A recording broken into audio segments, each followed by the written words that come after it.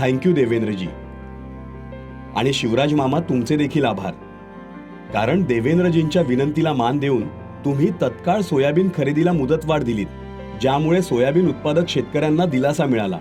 महाराष्ट्र की तरफ से, राज्य सरकार की तरफ से ये मांग आई थी कि सोयाबीन की खरीदी की समय सीमा बढ़ाई जाए. 31 जनवरी तक बढ़ाने की मांग की थी. 31 जनवरी तक हम बढ़ा रहे हैं. देवेंद्रजी तर नेहमीच बळीराजाच्या हाकेला धावून येतात. म्हणूनच यावेळी देखील आम्हा शेतकऱ्यांच्या फायद्यासाठी 12 जानेवारी रोजी संपत असलेली सोयाबीन खरेदीची मुदत त्यांनी 31 जानेवारीपर्यंत वाढवून दिली. शिवाय देवेंद्रजींनी राज्यातील सोयाबीन खरेदी केंद्रांची संख्या वाढवण्याचे आदेश दिले. सोबतच सोयाबीन उत्पादक शेतकऱ्यांसाठी अनुदानाच्या रकमेतही वाढ करण्याचे आदेश दिले. केंद्रात आणि राज्यात विकासाचं डबल इंजिन सरकार सत्तेत असल्यामुळेच हे शक्य झालं आणि देवेंद्रजींच्या एका निर्णयाने सोयाबीन उत्पादक शेतकऱ्यांची संक्रांत खऱ्या अर्थाने गोड झाली.